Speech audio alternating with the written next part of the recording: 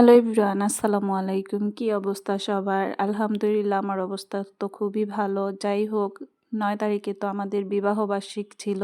দেখতে দেখতে ৩টি বছর কেটে গেল কিভাবে। তো রাজকন্যার বাবা তো একদমই ছুটি পাচ্ছিল না, তার আগের দিন তার ছুটি ছিল।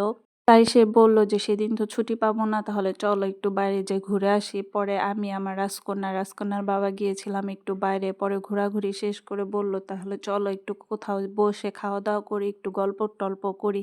পরে যেই কাজ আমরা চলে গিয়েছিলাম পিৎজা লাইনে। আর বাগমারের পিৎজা লাইনের কথা কি বলবো, সবাই তো কম বেশি চিনেন, দোহার নবাবগঞ্জে যারা আছেন সবাই চিনেন। আর পিৎজা লাইনে গেলেই কিন্তু আমাদের এই ব্রেক পাস্তাটা খাওয়া হয় সব সময়। আর পিৎজা লাইন স্পেশাল এই ব্রেক পাস্তাটা খেতে এত ভালো লাগে যা বলার মতন না। হ্যাঁ, আমার কাছে তো খুবই ভালো, জানি না কার কাছে কেমন খেতে লাগে, কিন্তু আমাদের কাছে সব সময় ভালো লাগে।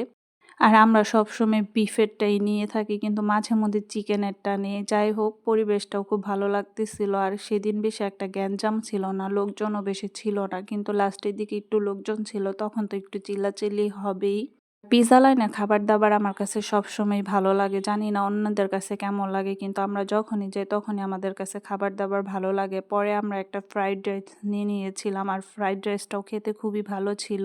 আর আমরা বেশি কিছু অর্ডার দিই না, একদমই কম জিনিসপত্র অর্ডার দিছি, কারণ আমরা মাত্র ২ জন ছিলাম। আর আমার রাজকন্যা তো তেমন খেতে পারে না, তো আমাদের ২ জনের জন্য শুধু অর্ডার করছিলাম এখানে খাবার দাবার। ফ্রাইড রাইসের সাথে কিন্তু একটা কারিও নিয়েছিলাম, সেটার ভিডিও আর করা হয় না। পরে খাওয়া দাওয়া শেষে আমরা যখন বিল দিতে গেলাম, সেখানে দেখলাম তাদের প্রত্যেক মাসে একটা র্যাফেল ড্র হয়। তো এখানে নাম আর ফোন নাম্বার দিয়ে একটা বক্স আছে, সেখানে ফেলতে হয়। তো এখানে সিস্টেমটা হচ্ছে ৫০০ টাকা থেকে ১,০০০ টাকার খাবারের একটা আছে, বক্স আছে। আরেকটা হচ্ছে ১,০০০ থেকে ৫,০০০ টাকার মধ্যে আপনারা যা খাবেন আরেকটা বক্স আছে। তো এই র্যাফেল ড্রটা মিস যদি না করতে চান, মাসে একবার হলো পিৎজা লাইনে যেয়ে খাবেন। হ্যাঁ, অবশ্যই ভালো লাগবে খাবার দাবার।